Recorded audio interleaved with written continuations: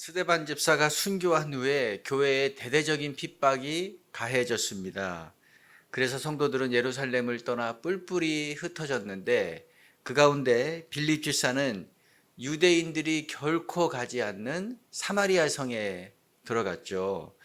거기에 살면서 예수님을 전했어요.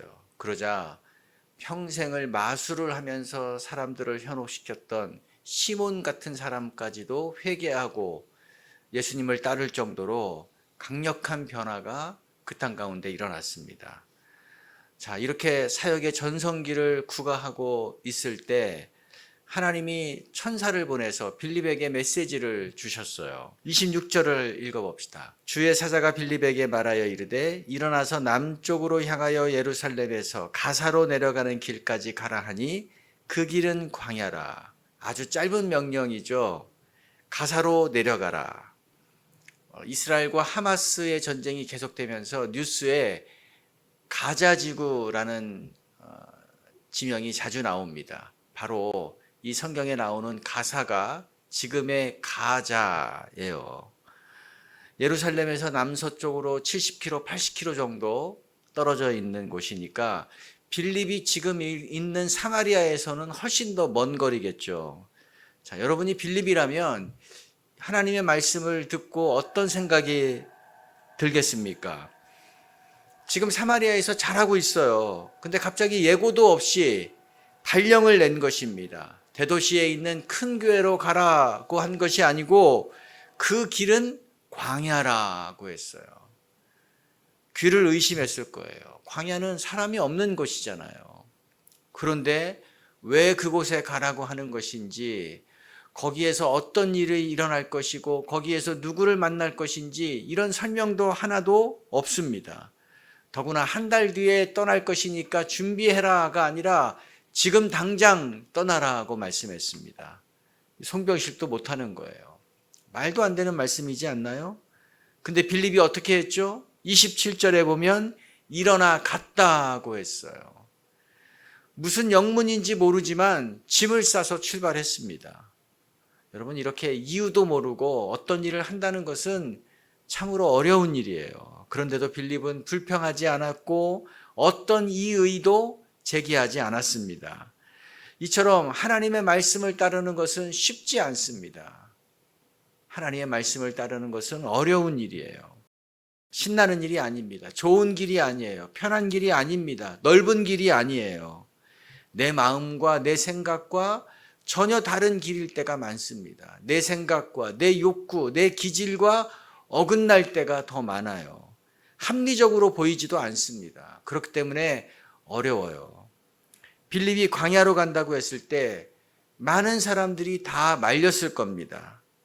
빌립 자신도 광야 길을 걸어가면서 복잡한 생각이 들었을 거예요. 많은 갈등이 일어났을 것입니다. 내가 지금 여기서 뭐 하는 거지? 다시 사마리아로 가야 되는 것 아닌가? 나에게 아무런 이익이 없는 것처럼 보이잖아요. 그래서 이것은 계산하면 못하는 것입니다. 대부분의 사람들은 왜 하나님의 말씀을 따르지 않습니까? 바로 어렵기 때문이에요. 그래서 내가 하고 싶은 대로 내 마음이 움직이는 대로 그냥 사는 것입니다. 오늘 우리가 선교 보고를 쭉 했는데 선교 팀원들은 하나님의 말씀에 따라 순종하신 분들이라고 우리가 볼 수 있습니다. 황금 같은 이 여름 일주일의 시간을 통째로 비웠어요. 한 사람이 120만 원의 재정을 담당했는데 부부면 240만 원이잖아요. 이거 가지면은 일주일 동안 편안하게 좋은 곳에서 푹 쉬면서 휴가 보낼 수 있는 기회를 가질 수 있습니다. 그런데 재정적인 여유가 있어서 이렇게 한 것이 아닙니다. 저도 이번에 선교에 갈 생각이 없었어요. 저는 선교팀을 잘 구성해서 보내면 되겠다. 그것이 나의 역할이다라는 생각을 했습니다. 그런데 우리 팀장님은 제가 당연히 가는 것으로 생각을 하고 있고 또 필수 명단에 넣더라고요. 그래서 처음부터 안 간다고 하면 우리 팀장님이 얼마나 힘이 빠지겠어요. 그래서 팀이 세팅되고 나면 이제 말씀을 드려야겠다라고 생각을 하고 있었습니다. 또 상황적으로도 점점 갈수록 쉽지 않았습니다. 왜냐하면 예배당을 이전하는 것과 관련해서 3월 말부터 계속해서 준비해야 되고 조율해야 되고 또 공사가 계속해서 이어졌어요. 우리 선교를 가기 전날까지도 우리 밤늦게까지 공사하고 정리해야만 했습니다. 그런데 나는 못 갑니다. 갈 수가 없습니다. 상황을 보십시오라는 말이 이상하게 떨어지질 않는 거예요. 그렇다면 이거 성령님이 가라는 것이구나 생각하고 입을 꼭 다물고 가고 싶은 마음은 없었지만 순종을 했습니다. 그래요. 하나님 말씀 따르는 것은 쉽지가 않습니다. 두 번째, 하나님 말씀을 따르려면 실망의 고비를 넘어야 합니다. 27절, 28절을 읽어봅시다. 일어나 가서 보니 에디오피아 사람 곧 에디오피아 여왕 간다게의 모든 국고를 맡은 관리인 네시가 예배하러 예루살렘에 왔다가 돌아가는데 수레를 타고 선지자 이사야의 글을 읽더라. 빌립이 힘들게 광야에 갔어요. 그런데 마침 마차 한 대가 지나가고 있었습니다. 보니까 외국인들이에요. 에디오피아 사람 넷이라고 성경이 이야기하고 있습니다. 근데 유대인들은 이런 이방인들은 절대로 가까이 하지 않는 부류입니다. 그러니 빌립의 마음이 어떨까요? 대단히 실망했을 겁니다. 하나님이 나를 여기까지 인도하셨군요. 이런 마음이 든 것이 아니라 실망할 수밖에 없습니다. 하나님, 내가 모든 것을 포기하고 이 광야까지 달려왔는데 에디오피아 사람이 뭡니까? 하나님이 수천 명의 사람 모아놓고 나를 기다리도록 만들어야 되는 것 아닙니까? 저는 그것을 기대했습니다. 저 다시 사마리아로 가야겠습니다. 이럴 수 있는 상황입니다. 이처럼 우리도 어렵게 하나님 말씀을 따랐지만 내가 기대한 결과가 곧바로 나오지 않습니다.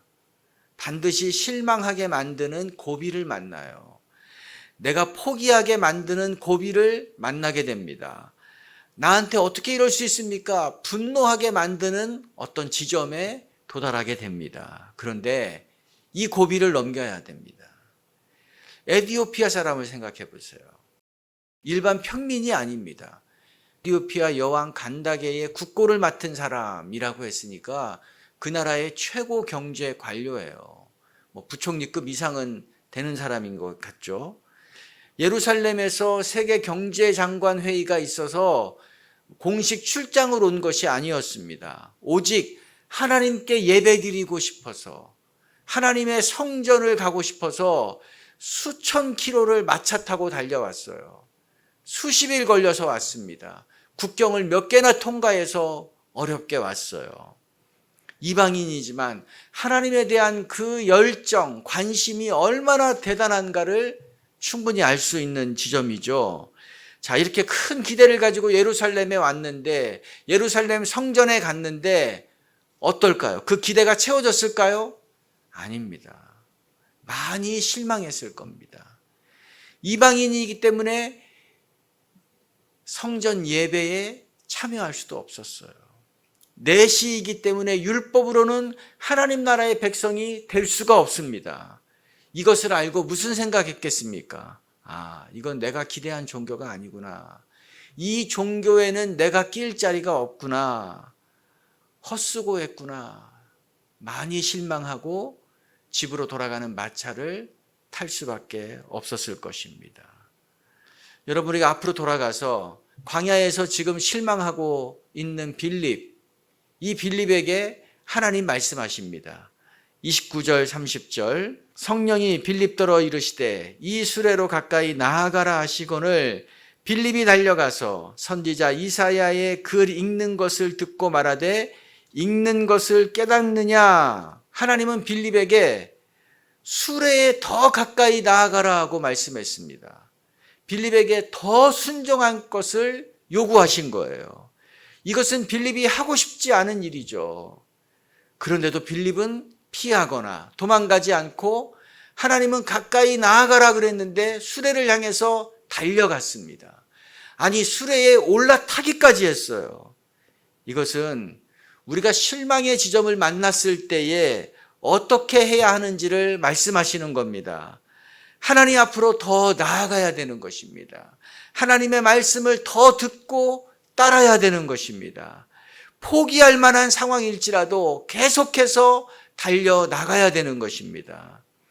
빌립은 수레에 올라탔을 때 비로소 알게 됩니다.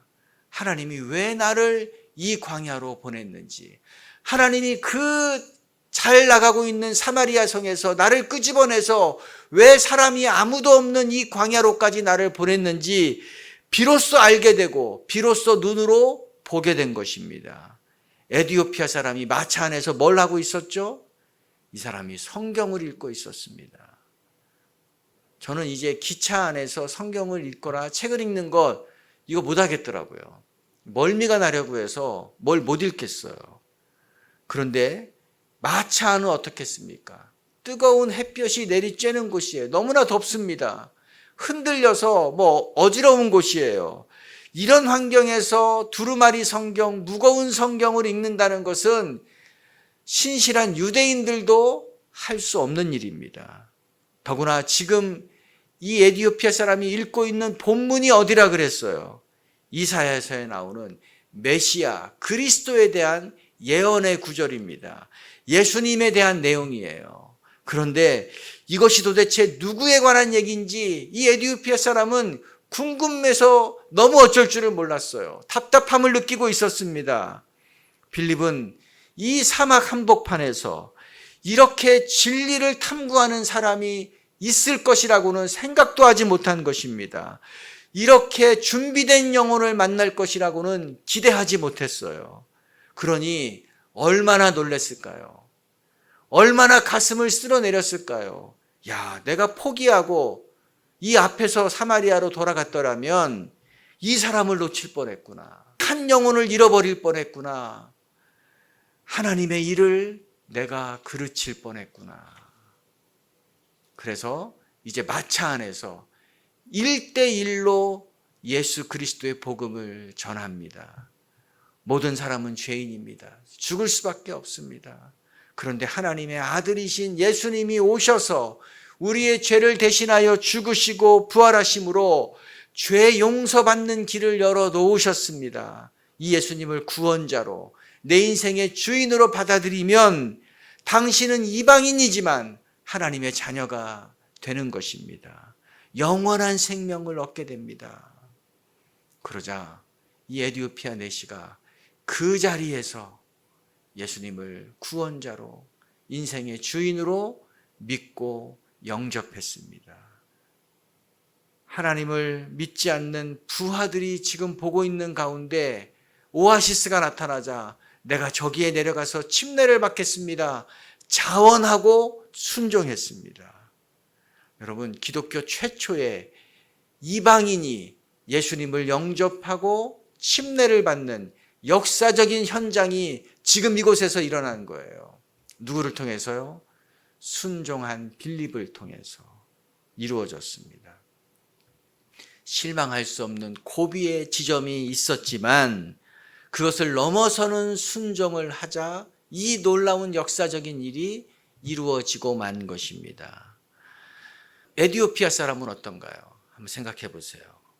예루살렘에 도착하기 위해서 어마어마한 대가를 지불했습니다. 수많은 시간과 수많은 비용, 그리고 여왕에게 이것을 허락받기 위해서 얼마나 기도하며 마음 가운데 또 벼르고 준비했겠습니까? 그런데 그 결과는 실망밖에 없었어요. 하지만 그는 집으로 돌아가는 마차 안에서도 성경을 붙잡았습니다. 이것이 무슨 뜻인지 이해되지 않고 알 수 없는 내용이었음에도 불구하고 이 말씀을 놓치지 않았던 것입니다. 이때 자기를 만나기 위해서, 자기 한 사람을 만나기 위해서 사마리아에서 한숨에 이 광야까지 달려온 빌립을 만나게 돼요. 그리고 모든 영적인 갈증, 궁금증이 그 자리에서 해소가 됐습니다. 나 같은 이방인도 구원받고 하나님의 자녀가 될 수 있구나 감격합니다.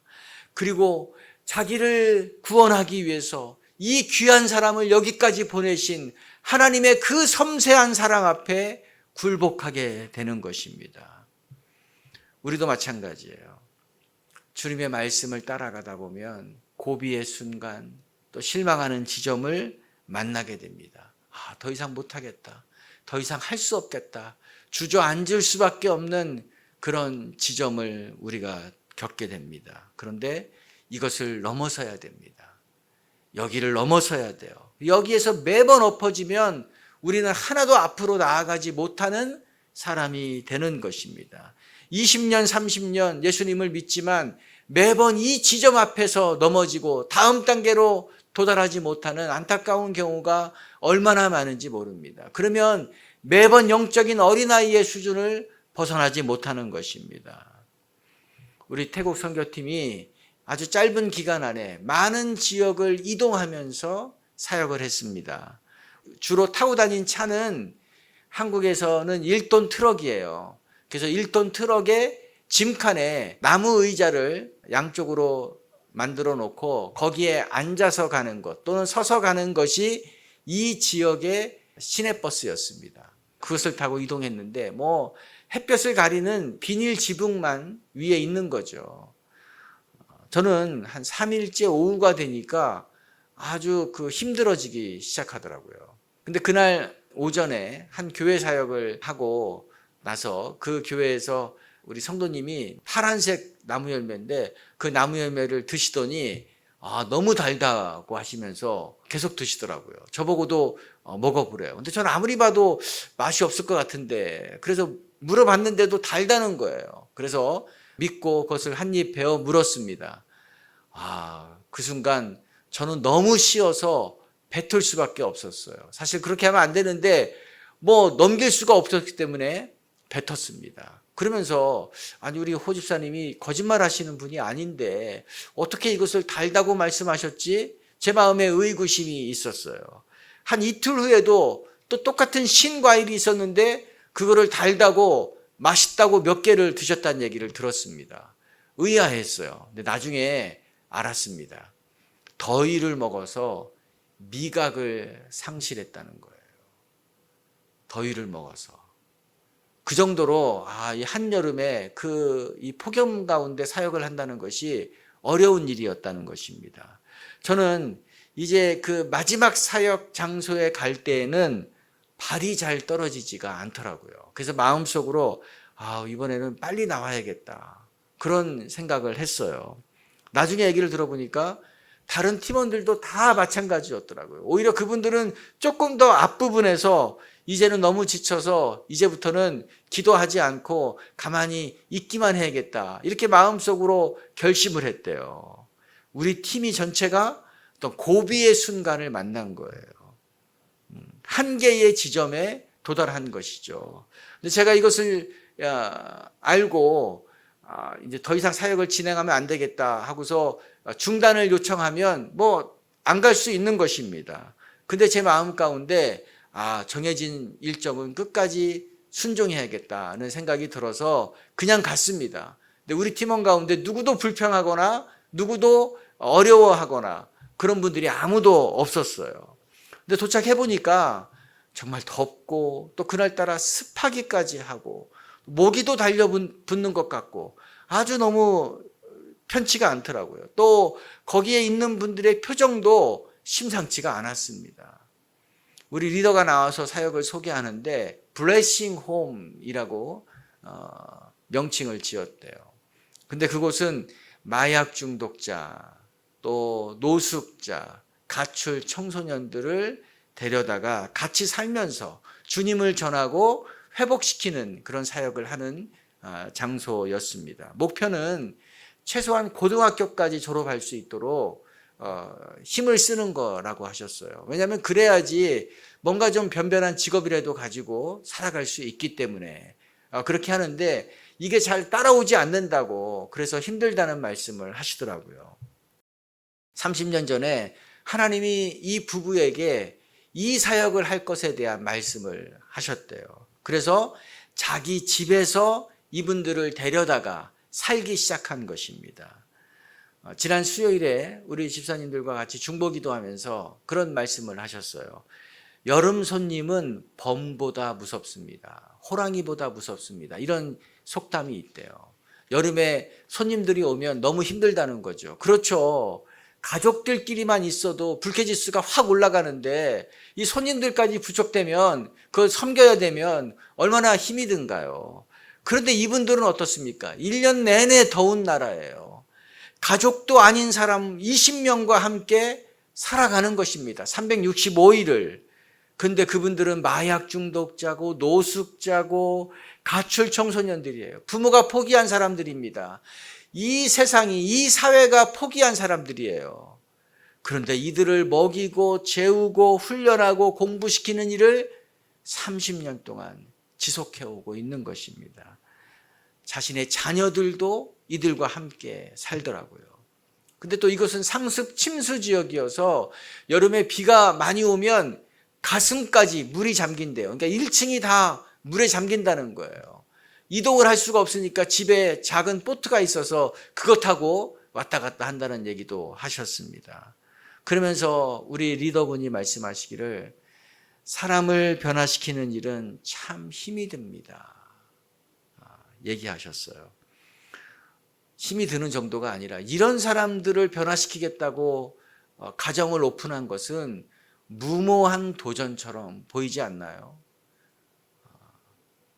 그래서 부부의 건강이 다 좋지가 않으시더라고요. 뭐 좋지 않을 수밖에 없죠. 하루도 바람 잘 날이 없을 거예요. 그런데 그날 거기에 낯익은 얼굴이 한 분이 거기 앉아 계신 것을 보았습니다. 자세히 보니까 우리 전날 밤에 우리 저녁에 예배 모임에서 우리 팀원들이 전부 다 큰 은혜를 경험했거든요. 그때 찬양 인도를 했던 분인데, 태국 분인데 거기 앉아 계신 거예요. 근데 이분에 대해서 소개를 하시는데 10년 전, 11년 전에 마약 중독자로 이 집에 왔다는 거예요. 근데 이분이 지금 변화되어서 예배 인도자로, 또 제자 훈련을 하는 리더로, 또 이 똑같은 이전에 자기와 같은 삶을 살아가고 있는 사람들을 변화시키는 일에 이 부부와 함께 동역하는 동역자로 지금 사역을 하고 있었습니다. 목사가 아닙니다. 이분들은 다 평신도 지도자들이었어요. 우리 팀이 이제 이 블레싱 홈 이분들을 위해서 축복하며 기도를 했습니다. 기도를 계속하고 이제 기도가 마쳤는데 우리 그 여성 리더분이 계속 눈물을 흘리시더라고요. 근데 우리 선교사님이 다음 날 말씀하시기를 자기가 이분들을 안 지가 뭐 10년이 훨씬 넘었는데 이 눈물을 흘리시는 것을 한 번도 본 적이 없대요. 그만큼 아주 강인하신 분이라는 거예요. 그런데 우리가 기도했을 때 우리를 보면서 하나님이 큰 은혜를 주셔서 이분들의 마음을 만지셨다는 얘기를 하셨습니다. 우리 교회가 시작된 지 3년이 지났는데 선교여행을 왔다는 것이 격려고 큰 도전이고 힘이고 큰 은혜다라는 얘기를 우리 남자 리더분이 해주셨어요. 그러면서 이제 우리를 위해서 기도해 주고 싶다는 말씀을 하셔서 좋다. 그래서 우리를 둘러싸고 이제 그 블레싱 홈 분들이 축복하며 기도를 해 주었습니다. 그런데 이분들이 기도를 제가 받고 있는데 제 안에 이전에 경험하지 못했던 아주 뜨거움이 이 가슴 가운데 밀려오는 것을 경험했습니다. 제가 놀랐어요. 와, 우리 태국 분들의 기도가 이런 힘이 있나? 이런 능력이 있구나. 제가 얼마나 놀랐고 힘을 얻었는지 모릅니다.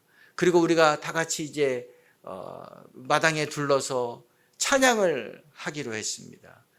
태국 분들은 태국의 말로, 우리는 우리나라의 말로 그 마당에서 찬양을 하는데 하나님이 우리 가운데 얼마나 큰 은혜를 주셨는지 모릅니다. 야, 이곳에서 이분들과 함께 찬양하는데 뭐 2시간, 3시간 좋은 예배를 드린 것보다 이 짧은 찬양 하나가 하나님 앞에 상달되는 그런 놀라운 예배구나 하는 것을 우리가 느낄 수가 있었습니다. 그날 밤 우리 팀원들이 모여서 또 하루의 사역을 돌아보고 나누고 또 함께 기도하는 시간을 가졌습니다. 근데 이날에 공통적으로 나눴던 것 한 가지는, 오늘 많은 사역을 했지만 이 마지막 블레싱 홈에서의 사역이 가장 큰 성령의 기름 부으심이 있었습니다. 우리 팀원들이 다 그 얘기를 공통적으로 했어요. 또 한 가지는, 오늘 이 블레싱 홈에는 너무 힘들어서 가고 싶은 마음이 없었습니다. 또 그런 공통점이 있었어요. 제가 이 얘기를 들으면서, 만약 우리가 힘들다고 이 마지막 사역지를 포기했다면 어떤 일이 벌어졌을까? 하나님이 우리에게 어마어마한 축복을 예비해 놓고 계셨는데 우리가 그것을 누리지 못했을 거다. 하지만 우리 팀이 이 힘듦의 고비를 넘어섰을 때에, 계속해서 순종했을 때에 하나님이 가장 큰 은혜를 우리 가운데 부어주셨다. 너무너무 기쁘고 감사했습니다. 이번 선교여행은 제 마음 가운데 종군 기자가 되어서 제가 실제로 전쟁의 현장에 가서 보고 취재한 것과 같은 느낌을 갖게 했습니다. 영상으로 보고 이런 전쟁이 일어나고 있습니다, 글을 쓰는 것이 아니라 실제 전투의 현장, 총알이 빗발치고 그 총알을 맞으면서 부상을 당하고 또 그러면서도 또 앞으로 전진하고 그래서 고지를 점령하는 그 전투의 현장에 제가 실제로 참여해서 그 현장을 본 느낌이었다는 것입니다. 실제로 믿음의 싸움, 영적 전쟁을 해나가는 수많은 그리스도인들을 두 눈으로 확인했어요. 그 전쟁을 일상으로 살아가는 사람들이 얼마나 많았는지 모릅니다. 태국의 그리스도인 비율은 1%도 되지 않아요. 1%도 되지 않는다는 것은 통계학적으로 의미가 없다는 것입니다. 그래서 저도 쉽게 생각했던 것 같아요. 태국에 뭐가 있겠어, 이런 생각을 할 수밖에 없는 거죠. 그러나 이들은 우리보다 숫자는 너무 작아요. 우리보다 재정적으로는 너무 약합니다. 외형은 너무나 보잘것없어요. 화려하지 않습니다. 그러나 어린이부터 젊은이, 노년에 이르기까지 그 소수의 그리스도인들이 치열하게 하나님의 말씀을 붙잡고 실제로 살아가고 있더라고요. 우리보다 신앙생활 한다는 것이 10배, 20배 힘든 환경 가운데 있었지만 영적인 싸움을 포기하지 않고 감당하고 있었습니다. 그것도 20년, 30년 한 자리를 포기하지 않고 지켜나가면서 하나님의 부르심을 꿋꿋이 지켜나가고 있었던 것입니다. 그리고 마침내 결실을 하나하나 이루고 있었습니다. 말씀을 따라 사는 것, 하나님의 말씀 앞에 순종하며 살아가는 것이 무엇인지 그 원본을 본 느낌이었어요. 상대적으로 우리의 신앙생활, 나의 신앙생활은 원본이 아니구나. 복사본에 복사본이구나. 복사한 것을 가지고 또 복사하고, 그 복사한 것을 가지고 또 복사하면 점점 갈수록 흐릿해져서 이게 글씨가 깨져버립니다. 뭔지 잘 몰라요. 원본과 대조가 안 돼요. 우리의 신앙생활이 하나님의 말씀인 원본과 너무 멀어져 있구나 하는 것을 우리 태국의 성도들을 보면서 뼈저리게 느꼈던 것입니다. 하나님 말씀을 따라 사는 것은 쉽지 않습니다. 반드시 포기하게 만드는 고비의 지점을 만나게 됩니다. 그러나 이 빌립처럼 포기하지 않았을 때, 에티오피아 내시처럼 오히려 더 순종하는 그 자리로 나아갔을 때에, 그것을 넘어섰을 때에 하나님이 일을 이루시는 것을 보게 되는 것입니다. 저와 우리 성도님들이 이런 축복을 누리시기를 또 축원드립니다. 우리 교회가 이런 믿음의 싸움을 해나가서 승리하는 교회가 되기를 주님의 이름으로 축복합니다. 함께 우리 기도합시다. 우리는 편한 길에 익숙해졌습니다. 우리는 넓은 길에 익숙해졌습니다. 그래서 조금만 불편함이 있으면 포기하게 돼요. 너무나 시원한 곳에 있었기 때문에 한 3일만 햇빛에 있어도 우리는 맥을 추지 못하는 그런 나약함 가운데 있습니다. 하나님의 말씀을 따라가는 것도 마찬가지예요. 나를 부인하고 자기 십자가를 지고 따라가는 것인데 우리는 나를 부인하는 것을 힘들다고 포기합니다. 나를 드러내요. 십자가를 지는 것이 힘들어서 다른 사람에게 십자가를 지도록 맡기고 나는 편안하게 차를 타고 걸어가는 것이 주님의 길이라고, 믿음의 길이라고 생각합니다. 착각하는 것입니다. 하나님, 다시 한번 오늘 빌립처럼, 이 에디오피아 내시처럼 하나님 끝까지 하나님 말씀 붙잡고 나아가겠습니다. 하나님이 부르신 그 자리에서 하나님이 우리에게 말씀하신 그것을 잊지 않고 하나님 그것이 이루어질 때까지, 열매를 주실 때까지 하나님 자리를 지키며 믿음의 싸움을 해나가는 삶을 살아가겠습니다. 이것을 보이는 믿음의 어른이 되겠습니다. 우리 한번 우리 자신을 위해서 같이 믿음의 결단을 하며 기도합니다. 하나님 아버지 감사합니다. 오늘 우리에게 하나님 우리가 얼마나 높아진 마음을 가졌는지, 우리가 얼마나 편안한 길을 걸어가는지를 말씀해 주셔서 감사합니다. 하나님 믿음의 선한 싸움을 싸우게 도와주시옵소서. 믿음의 전쟁을 치르는 자들이 되게 도와주시옵소서. 매번 전쟁에 지는 것이 당연한 것이 아니라 후방에서 노는 것이, 그것이 휴양하는 것이 아버지 하나님 그것이 만족이 아니라 하나님 우리가 믿음의 전방에 나아가서 하나님 밀려있는 이 믿음의 전세를 역전시키는 하나님 그런 용사가 되게 하여 주시옵소서.